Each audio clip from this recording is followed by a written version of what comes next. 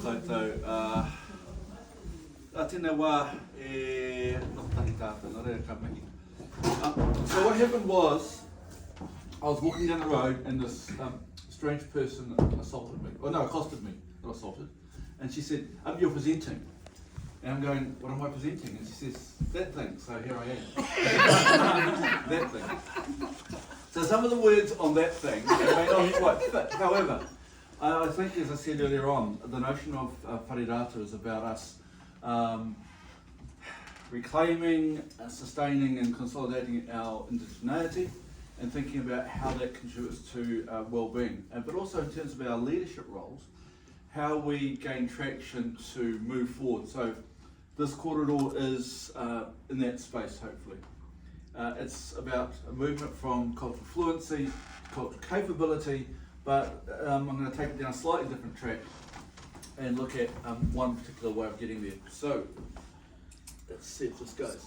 So by the end of this session, what I want you to have been able to do is reflect on what you do, what you think you're doing. There may be an opportunity to participate. We'll see how that goes with timing, and that's more like an opportunity for you to share your reflections with somebody, and by the end of it, to think about some future possibilities.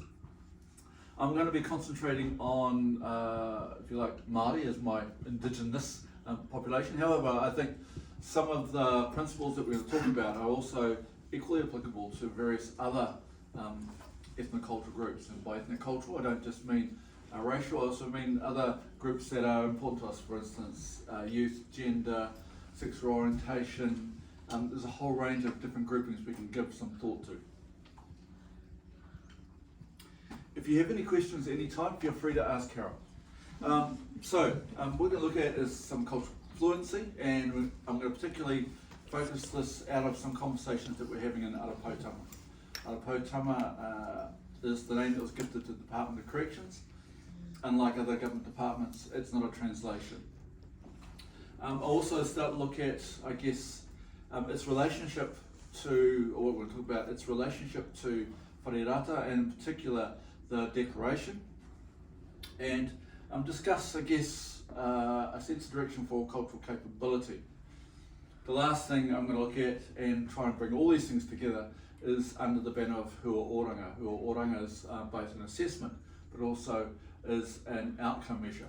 And so I'm going to pitch to you that actually looking at the outcome measure, even at the assessment process, is a way of informing not only our workforce development, but also our capability. And blue sky obviously denotes the light blues of the coast. Just referring back to that last presentation, and there are 3 points I guess I really want to, for you to keep in mind, and they relate very much to the Declaration, the Wharerata Declaration. Best practice, evidence-based, and credibility.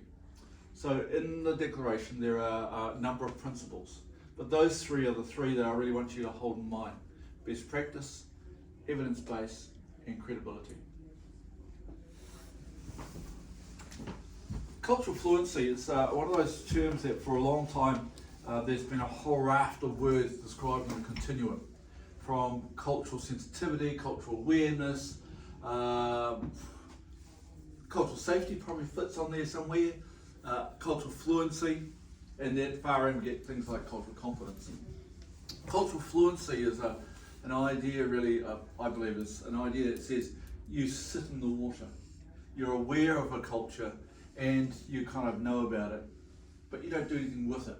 You just kind of feel like it's the awareness and sensitivity bit. You don't do anything with it. It's about other people's culture, not about your own. Cultural safety, on the other hand, Eddie Harpy Ramsden's called it, was very much around considering your own culture and its effect on others. So it's a slight shift from fluency, but I think you do need to have an idea of fluency before you, or awareness before you can get safety. So you understand a culture, you understand how it works, you even understand some of the communications within it. And I suggest that what we tend to preach for cultural responsiveness around the country is very much sitting in that space of know particularly other people's culture and what it's about, even how it works. But it doesn't necessarily call on you to do anything. So that's what I say, lying in the water. Just referencing back to where this conversation starts is for us with another Potama Aotearoa, we've got a whakapapa of change, if you like. And the whakapapa begins before, but in 2017 the Waitangi Tribunal had some findings about Aotearoa, well, as it was then Department of Corrections, that there was a clear lack of prioritisation of Māori, that our Māori reoffending rates weren't changing. If anything, we were getting more in prison. And again, corrections has nothing to do with who goes to prison. We're just the receivers. Yeah. But what they noticed is when people came to prison, we have a target of reducing reoffending. None of that happened. So the tribunal suggested basically that we weren't meeting our treaty of Waitangi obligations and responsibilities to address Māori reoffending, and that if we took that path, things might change. In 2019, as part of a whole shift and rethink about what was happening, our departmental strategy, Hokairangi, was launched. It was supposed to be the Māori strategy, but what they realised was actually this is a whole of department strategy that focuses on Māori, because again, the majority of people both within prison and in our community are Māori. That Te Riti or Waitangi Tribunal was suggesting that we weren't prioritising them, so therefore, again, a key stakeholder group. So Hokairangi, after a lot of consultation, which they called Hokai Nuku, where they went around the country, talked to communities, talked to people who have been in, been out, part of, not part of, and they come up with this strategy. And the focus of the strategy is on oranga and on Māori. So the focus of Hokairangi is oranga. So it's a shift from just reducing reoffending to saying, what does oranga look like? And the focus is on Māori. For corrections, as all the departments are struggling to find names. And then this Hokairangi actually did a couple of things for us. One, it created a new health service within corrections. So it's a bit like Cool Runnings. You know how Jamaica's got a bobsled team, feel the rhythm, feel the ride, yeah? Well, actually corrections has a health service. Believe it or not, we actually do. We always have had one. People get injured, people have health issues, but they used to be treated as part of, if you like, just programs, as part of the overall offending space. Now they were saying, actually we have a health service. We have a responsibility to deliver health. So that was created. And in that creation also came a key change or shift. The development of what they called a Māori health system or service, including rongoa practitioners. So within this space we now have a charge to shift our health service to one that's oranga focused, that actually is Māori, if you like, and includes rongoa. So out of that there's a bit of work going on, and some of this kōrero that I'm going to talk to you is some of that realignment. My role within Aotearoa is in what we call the Paiora team.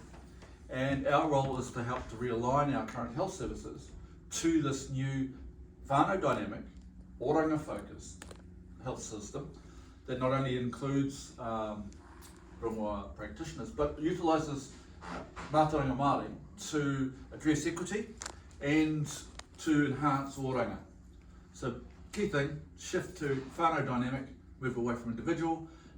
It's oranga focused, so move away from just being about reoffending. Yeah. That we introduce or we integrate mātauranga Māori, and we have two, if you like, key things we're really trying to look at. Reducing equity or inequity and increasing oranga. So out of this conversation and now this mahi we're doing, some conversations are now happening about what does that look like for us in Aotearoa, but these are also some of the things to happening in other spaces. So we've got this name, Aotearoa, which is a really flash name, was given to us based on the notion of Tāne's journey to the heavens. Get the three baskets. And again, for those of you whose whakapapa says it's tāpaki, kia ora to you too. But the notion of this journey, this travel, interdimensional shift to get the baskets of knowledge and bring back the whatu that begin the wānau. The key thing about this Potama idea though is that Tāne goes up, he's not alone. He's got his, what do you call it, entourage with him. And every time he wants to move through to the next dimension, he has to get himself checked, cleared, whakawāte. So Hini Kauoro here is the atua who's in charge of that. So her role is to say, okay, think back, where have you been, what are you doing, and where are you going? And if everything's clear, you move into the next space. For those of you who do project management, it's very much like the Scrum methodology. What did I do yesterday? What am I doing today? And do I need help? So, you know, Māori, again, we're ahead of the game in terms of project management development. So, Arapautama is really important. So, Tane goes up, but he comes down. He doesn't sit up there. We don't access those baskets of knowledge in the highest heaven. He brought those baskets down so that we could dip into the baskets, particularly Kete Aranui, to get the knowledge and skills in our living daily stuff. So what we're concerned about in terms of delivering or developing a health service is what are the skills and knowledges out of that kite do we use on the ground? Now, the practical. Move from the aspiration to the practical. So Hokairangi and Arapautama are a metaphor. They're a metaphor for growth, potential and change. Hokai Nuku is the what are we doing on the ground? And that's where we are now, talking about what are the skills and knowledge we need to grow our mara, to grow our hua. And so by the end of this conversation, we'll start looking at the hua. So we're going to talk about the gardening. What's your gardening? There's a saying, a good gardener begins off being a good weeder. So we're going to start thinking about what do we weed out? What are the things that our soil needs? What are the skills and knowledge I need to bring in order to grow my mara? I think that's the one out of Kirikiriroa, if I'm not mistaken. So, cultural fluency, lying in the water going, yes. Cultural capability is dipping into Kete Aranui and looking at the skills and knowledge and applying it. So it's the skills, knowledge and our behaviour. It's the doing things. So how do we move out of rhetoric into this is what I do, this is my demonstrated practice. So cultural capability is the doing stuff. Often though when we start thinking about particularly our cultural spaces and we think about some of our practices, moving from the rhetoric into the practice often brings some scares, even for Māori. And some of that's our bias. And so if we think about what gets in the way of us being able to develop our capability, often they're things like religion. So a lot of things in Te Ao Māori has a spiritual base. And then very quickly people get hooked up into this is about religion. Or they have their own religious training, which then starts to say, oh, this is like this. So karakia becomes prayer, when karakia has never been a prayer. So all those kind of things are part of our bias that we bring. Our training. So I'm trained pretty much out of a biopsychosocial, psychiatric, medical model thing. So the way I see the world seems to be a bit that way. Others are trained as rongoā practitioners, so they see the world through that. So what's the bias that we bring? Confidence. If we don't give things a go, we don't become more competent. If we don't become more competent, we don't get more confident. So some of this is also about developing our confidence to do stuff. Understanding. If I don't understand it from its true nuance, how do I get to use it? And colonisation. We're so colonised we don't even realise it half the time. So this is part of the biases we bring to moving from fluency to our capability space.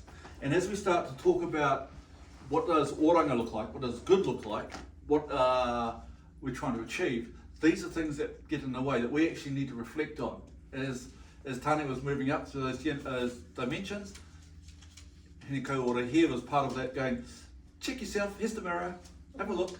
And so that's what we need to be doing, that state of reflection. And some of these things, if we know we've got them, we can move past them. Other times they actually keep limiting us. So they're a really important part. Mason Jury talks about competence being, so cultural safety is about concentrating on the experience of the person we're working with. So their experience of the stuff you bring and you understanding that I bring stuff that will get in the way. Or might be only one channel and they need more. Cultural competency, though, he stated, was the integration of Māori and non-Māori stuff with the goal of oranga, if you like. So it's not only the integration, but it's with purpose. Not just because they seem to work together, but it has a purpose. Mātauranga Māori, I'm going to suggest, is more than just the knowledge and comprehension and understanding of our tūpuna. It actually is about our contemporary setting as well. If I think about it, mokopuna. So what's one of the definitions of mokopuna? Anybody? A reflection of oneself. Reflection of oneself, but a reflection of one's ancestors. So if you think about your moko's moko, and then we think about paiora being in the future focus, the reflection, paiora for your moko, actually they're a reflection of you now. But their future may be very different. Their tikanga, their mātauranga Māori may be very different. They might have chips in their arms and their necks and their heads and doing all sorts of weird and wonderfuls with tech. Will that make it any less tikanga? Probably not. So again, the evolution of our tikanga will always happen, but it's about how we apply that with integrity becomes the real issue. So Mātauranga Māori has to be concerned not only with our past, but the present and our future. So one of the things about sometimes another one of our biases, we only see as far as our feet, not into the front, which is why the Paiora Act is really important for us, because it tries to say healthy futures, look beyond yourself, look beyond. So this all takes us to the space where I'm going to look at Huriwai. Huriwai is started off as an outcome assessment, well, an outcome measure for working with Māori, particularly in the mental health space. And it was developed particularly by the likes of Mason, Jury, Tukani Kingi and co, and they basically were challenged with the notion of developing this outcome measure. And they went through a process of consultation. But to start this conversation, we need to understand that outcome, what is outcome first? So outcome, we do stuff. So Ihapti and John do some pounamu work. That's the output. They go around and they do this. What's the outcome? What's the expected outcome for it? And what are they trying to do? And then you measure, in fact, for the thing they did it happen because of the thing they did? So that becomes your outcome.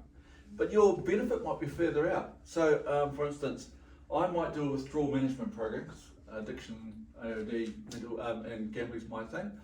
So if we do withdrawal management, people stop drinking or drugging. That's great. That might be my outcome. They're not drinking or drugging. Actually, the real benefit is, because of that, they're now able to get a job or have become better parents, whatever. So that's a benefit further out, but the outcome is contributing to that.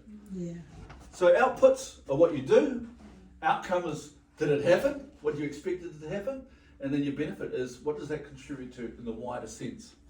And in our contracts, most of us are supposedly focused on outcomes, but it very much looks like outputs, i.e. bums on seats. How many sessions did you run? Without actually looking, and did they make a difference? So outcome. So Huriwai is focused on outcome. So they did a whole lot of consultation, and as you'd expect, they came up with kind of 4 domains to check out an outcome measure. 4 domains, of course, based on tapawhā. That when we're looking at what we do, how have we influenced change tinana? How have we influenced change whānau? How have we influenced change hinino? How have we influenced and changed the wider space? And in their discussions, they had a lot of kōrero about what might fit in those spaces. And when we start looking at Huriwai and look at outcomes for ourselves, we need to indulge in conversation that says, oh yeah, but what does tinana mean? What is it we're looking at if we're looking at change? So in John and Eddie's program, for instance, how did they impact on tinana? So you have to have a discussion around what does tinana include? Yep. What does wairua include? So that you can see, in fact, that something happened. But those are the 4 related things that typically goes into Huriwai. More recently, and particularly in the education space, and out of, I guess it's out of environmental studies, they've added the fifth wall, the fifth dimension. It's the whenua. In some places you see it written as taiao, in other places you see it as waiora. And that becomes the fifth wall. So rather than those other spaces, the difficulty for me, certainly in some areas, is you got to think, does my program actually address any of that? So again, this becomes part of your thinking and your consultation about what are the areas of change I'm looking at. Someone said, oh yeah, what happens with your tapawhā or your whare tapawhā is you got these 4 posts that are sinking in a swamp, because you now have a bottom layer that's not sinking anymore. You think, why are you building a swamp anyway? But I mean, that's the kind of, you got to kind of, when we start to articulate these things, we also have to start thinking about what does it mean in a practical sense. But taiao has become the fifth dimension. If you think about John and Andy Hartley, if they have a conversation that starts talking about the health of the river, of the awa, of the mauri of the awa, and that has an effect on the pounamu as it swims up and down the river, yeah, that you can start to see could be potentially what you might see in a taiao space. Who knows?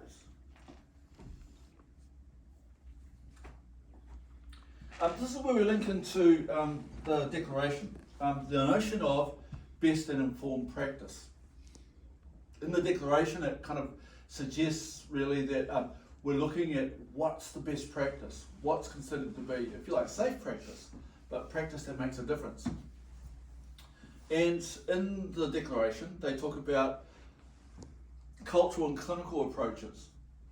And it's very much about an integration, but they also talk about what evidence would you need to collect to support a cultural space. Because we're in Canterbury, how many of you have heard about the awawhiria model? It's particularly been developed by the likes of Angus McFarlane, who of course is Te Arawa, but has been a long time educationalist based here in Canterbury. Awawhiria? So it's based on the braided rivers idea. And in the braided rivers you've got a whole lot of channels, but in the braided river idea it's the notion that you have some main channels, and one main channel is mātauranga Māori, one main channel is mātauranga tāwahi, so knowledge and understandings from another space, and then there'll be a space where those two channels merge and integrate. So it's a e toru ngā mea kind of thing. That there's a space where you only go down the kaupapa channel, and I always remember Eddie Hartley Ramsden always saying, well, if you're kaupapa Māori, you are the mainstream. And it takes a lot for us to think that what she was saying is, actually if that's your key thing, that's you're the mainstream. And what we often think about is, we don't get the resources that those other fellows do. That doesn't, resourcing in that doesn't make you mainstream. And so her idea really was, where was the knowledge, where is the information from? So mātauranga Māori stream, and then there's a mātauranga from elsewhere. You know, it could be acupuncture, it could be all sorts of weird and wonderfuls. It doesn't just have to be bio-Western. And there's a space where those merge and complement. In a way, the declaration does almost talk to, there are different knowledges and how do we draw those together, both mātauranga Māori, mātauranga from other places, and the mix to complement. But the key thing about it is if you're going to take a cultural approach, if you're going to ensure that your integration of a cultural approach, or you're going down a cultural space, you need to define that from that cultural perspective. So again, you have to reclaim and you have to be hold the integrity of the mātauranga Māori, or the mātauranga wherever it's from, in those spaces. And that's the challenge for us, is how do we hold that space? So the declaration talks about best practice, it talks about informed practice, it talks about evidence, and then it moves on to talk about credibility, which we're going to come up to. So anyway, Huriwai got developed. They went round, they got the whole stuff, they tested it out. And essentially, you administered it at the front end of your intervention and at the end. Again, this was built around mental health. In corrections, in Arapautanga, we're having this conversation about measuring health and well-being for Māori, again, the shift to oranga space. What would that look like? So in the intervention that we might think about, we're looking at, okay, what's the beginning, what's the end, and how do we map change. Each section, taha tinana, taha, what's the other one? Hinino, yeah, what's the other one? Tinana and wairua. Yeah, so out of those 4 sections, you ask 4 questions. 4 questions to elicit, to bring out the change within that taha. So I go get my leg operated on, my hip, and so today I can't walk. Today I'm in great pain.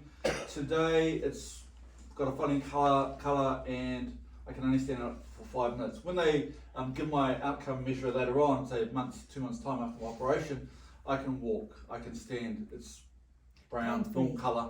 So I can say there's change, right? So the notion is pre-intervention, post-intervention, and you're tracking change across 4 dimensions. Tinana, wairua, hininaru, and whānau. Also it's triangulated, which means 3 people have to have a say on that measure, on those questions. The practitioner, the whaiora, and their whānau, as they define it, as they define whānau. But it's a threesome. So in our threesome, we have a discussion, or we make some scores. Now if I'm the practitioner, I say, oh, that was wonderful. And the whaiora and their whānau go, oh, that was terrible. Then you've got to say, okay, that changes the overall score. The outcome on that looks very different. If whānau don't see the change, but everybody else does, what's going on? So it helps us to not only think about, did I really make a change? But what's the other conversation that now needs to happen? Why didn't you see that? What's going on here that you're not seeing this? And it might be you all agree on one dimension, but not on one other. So you might all agree on the tinana, but you might not agree on wairua or on whānau maybe. So it adds to, while it maps change, it also maps ongoing conversations if you think about continuity of care. Some people have used Huriwai as an assessment. So as I'm doing an assessment, I can check again in those areas, but it's not 4 questions, it's the whole area, and you try to do a triangulation. Which is why in a comprehensive assessment we talk about corroboration in terms of someone else, whānau or friends, being able to talk to the information we're getting. It just helps to locate people's understanding. But in developing your questions, some of the kind of kōrero that you need to have, and this is the kōrero that we're having internally, particularly in our addiction team in Arapautanga, what are the 4 questions and what are you actually trying to measure? What are you trying to measure? So for instance, if I'm thinking about wairua, what is wairua? There's some more recent publications and kōrero that when you look at it, it's actually about mana, not about wairua. So part of, again, reclaiming our understanding of te ao Māori means we need to know the difference between, say, mana, tapu, wairua, hau, all those kind of things, so that we actually, is the question we're asking actually the thing we're trying to find out about. So I can think about dignity and respect, people often talk about that. Cultural identity is an interesting one because it sits, for a lot of people, within the wairua space. Yet other people want to put it in the whānau space. It can probably go there as well. But why would cultural identity, a secure cultural identity, fit in a wairua space? So to the person next to you, have a quick chat. Why would you put cultural identity or secure identity in a wairua space? So you've got about 1 minute, don't overthink it, go. Consolidating your identity. Why? Because we believe it connects to something. And so we have to be believers as well, and we have to understand that in our interventions, what are we actually doing to secure that place? What question will we ask, say, so again, this is only the cultural space rather than the clinical symptom relief space. Is it important to ask somebody, you feel better about who you are now after your intervention, our intervention, versus do you feel, well, let me see, are you using less? What's more important and for what reason? So again, thinking about the questions you ask and thinking about where they might fit is the important part of actually designing your Huriwai, not just taking one off the shelf. What's the intervention you do? Are you actually doing anything in that space? Because if you're not, then is this the right thing to be looking at for you? And so it's not a one size fits all. It requires thinking about what's my location, what's my setting, what's my purpose. Experience of Māori. So if Wharerata is if you like the experience of Māori, because Māori and Hau are the things that are internalised, but Wharerata is the thing we feel about those moving. And so we talk about whakaoho Māori, and then what we feel often is the Wharerata of the places. So for us as practitioners in the Māori world, if we understand Māori and Hau, then that gives us a better sense of what it is we're trying to achieve and how we might measure that. How people might experience it might be the Wharerata question. So you're actually measuring, if you like, something happened in the Māori, but what they experienced is the Wharerata, or what we experience is the Wharerata. Because the Māori is much more internalised for people. Again, there are probably differing ways of understanding that, but having that conversation as we start to think about what questions actually marks a change from the intervention I'm doing is an important part of the process. And then going back to our biases, what's my bias? If I don't understand this process or this idea, what do I need to know? What's the knowledge and skills I need to know in order to have a better idea of what I'm doing in this space? So again, growing my capabilities, not only having knowledge, it also means thinking how to use it, how to do it, and where to go. Somebody said that Te Reo Māori should be in people's knowledge and actually use of sits in Hininaro. I thought, well, probably for some it's better than Wairoa. Or maybe it fits in whānau as part of communication. But it's an important conversation. And is us just teaching people Te Reo Māori on our courses and on our interventions, what is that actually contributing to? It's an important thing to do, I know, because that's part of identity maybe. But it's about having the conversation about what it is we think we're looking to either consolidate or change as a result of our intervention. Tinana makes sense. We can do things like just normal things, like talk about people's nutrition. And one of the things I like thinking about, particularly in an assessment phase, is there a genetic predisposition? So is there family history involved? So that allows you to talk about tinana, but also allows you to talk across Wairua and whānau perhaps, particularly whānau. So again, these things aren't set, and maybe some of your questions will relate to other questions, but again, it's sitting down and understanding the tool. Whānau is really important. Yes, it's whakapapa. And whakapapa is really important because that means you're more than just a stat. But actually, if we think about whakapapa as a dimension, or whānau as a dimension, it's more than whakapapa. It's about our ability to communicate within a whānau. Our social doing those kind of connectedness stuff. Who are the people do we trust in our whānau? How do we build relationships if we think about building our cultural capital? Who are the people that we trust with? Who are the people we go to for assistance? So again, we're looking at trying to support people to becoming more self-managing. So whakapapa is important, but it's not the only aspect of thinking about whānau as a dimension. There are some I know who've engaged in thinking about who are oranga in a whānau water space, thinking about how do I support people to become more self-managing? Self-managing in terms of whānau, so they become more interdependent, in terms of their tinana, so again they're not being dependent on us providing medication, they're finding their own other ways of doing stuff. So living healthier lifestyles, again, might be about connection. So I need to give up my relationship with Lilani. She just leads me astray all the time. So part of my being well is actually breaking down that old relationship, which would be part of my whānau stuff. So again, you're thinking about whānau in the widest sense, but healthy lifestyles may be about what you let go as much as it's, I'm going to start walking around the block now. I'm going to go on my keto diet. So again, it's looking at what do the people who work with our whaiora want and need in that space. For Māori, participating in Te Ao Māori is an important part, because again it's about the connections in terms of cultural recovery capital. It's also part of their secure identity. It's also about linkages to places and spaces where they can grow and have potential. as you can gather, in a correctional space where, particularly in prison, where it's kind of a finite kind of landscape, some of these things become harder to do. And in fact, maybe what we're trying to measure is no more harm, rather than improvement in health.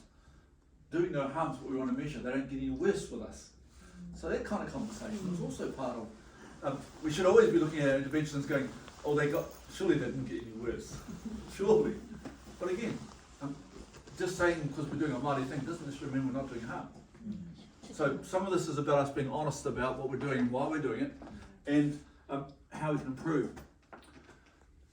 This is the big one for us, if we were looking at four questions that would say, think about the program you run, think about the program you're involved with, think about four questions, maybe just make it two questions that would say at the end of it, you were aware of, or the people you work with are aware of, a shift in Wharerata. What would those questions be? So if you think about who are oranga, it says, well, we're doing holistic. Holistic. Okay, be holistic. Think about Wharerata. How do we know that you actually impacted on Wharerata? And did you do it deliberately or not? So if we go back to the discussion, if we decide that identity is a key part of Wharerata, what did we do in our program that actually concentrated on that and shifted them? So that we know at the start, they knew nothing about who they are, we weren't proud to stand up and say, we. That at the end of it, they're able to say, yeah, this is me. If that's part of that, then that's great. But again, it's a deliberate and conscious point for you to be thinking about. Maybe it's they can now feel the Wharerata. That's good. If they couldn't before, now they can. Now we have to explore with them what that really means. But if they at least notice a difference, if that was what we intended, then that's great. Depending on your intervention, again. Because what you might do is, if you think about some people who do miri or work in the Wharerata space, people wouldn't have had the miri or come away from a Wharerata practitioner. They go, oh yeah, they feel the difference. Yeah. They feel the difference. And again, if that's part of what we're trying to do, yes, the practitioner work. If you go, okay, wake up now. Oh, is it over? Oh, okay. And walk out, then either you're not working or they're not working. So again, we look to say, okay, what do we need to do to shift our practice? So just thinking about that, it's easy to do tinana, also fairly easy to do hinengaro and even whānau. But the Wharerata, if we're going to be truly indigenous, what does that really mean? I'm running a program, and if I want to say, I'm going to add a taiao whenua space, actually there's nothing in my program even related to that. So how's that, why would I measure that as an outcome? Yeah. Because in fact that then means all my scores go down, which means maybe I'm not doing good at all. But then it's unfair on us. So careful consideration of what it is you do and how you do it. Oranga, as we know, is multifaceted. It takes up a whole lot of different spaces in lots of different ways. And many of us are engaged in an oranga space, not just a hauora space. We're involved in well-being. We're not involved in symptom relief. We're involved in growing cultural capital so that we become self-sustaining. We're not involved in creating dependencies. Well, I hope not. And we're here to support people, to talk to people in the work they do, not to tell them what to do all the time. They become so dependent on us that we become the experts. I love the Tamiti quote, just because you have more authority over someone doesn't mean you have more mana, which says then the relationship is very much built on having a relational approach rather than a transactional approach. If we're thinking about taking a hua oranga approach, it really means we have to also start thinking about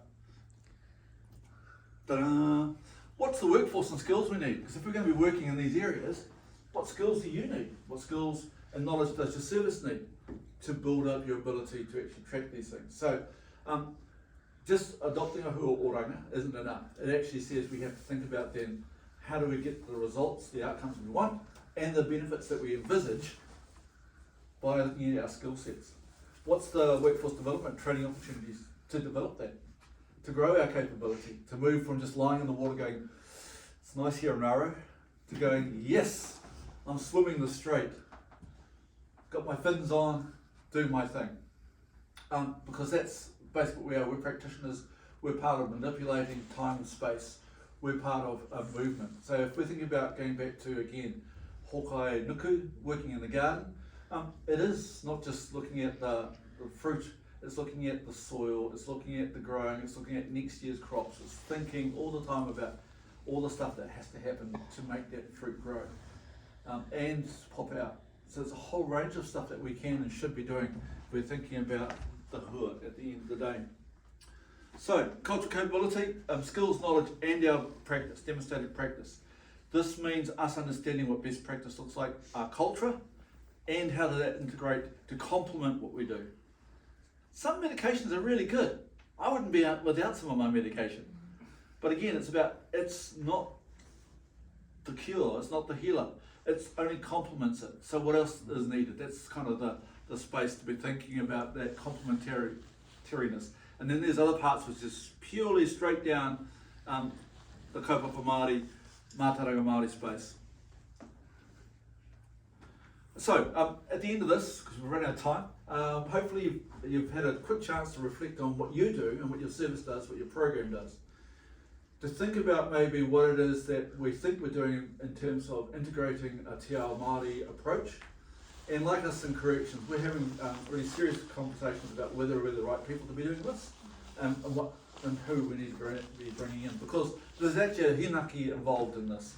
And some of it is thinking that we own all the knowledge and skills and actually we're part of that rather than owning it. And certainly as a Crown agency, as tangata treaty, we don't own mātauranga Māori, we shouldn't own it. So our role is not to appropriate it. So for us, these conversations are really important about what we're trying to measure as an outcome. Moving from an individual space to a whānau dynamic space, moving from just offending to looking at oranga, and thinking really about moving to a place that says Māori have a value, which comes back to the third principle that we talked about with Wharerata. Evidence, and then we talk, so practice, evidence, how will we know that the practice is working, and credibility.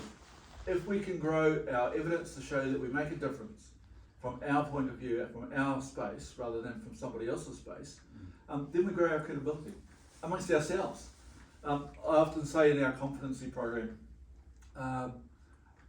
which the first part of it is a self-report thing, and about saying you kind of decide where you sit on a continuum of skills and knowledge. And people come in the next day and say, oh, I'm at this level, and you go, how many of you thought about the kumara? And a whole lot of people, except for people from up north, put their hand up. And they go, oh yeah, kaore te kumara e koro o tōna reka? Oh yeah. You go, yeah, well at least say you're a kumara. At least say you're a kumara. Because why would I bring my whānau to you if you're not willing to say that you're good enough to work with them? Why would I bring my sons, my daughters, my moko to you if you're not willing to say you're the best? All the tangata. Absolutely.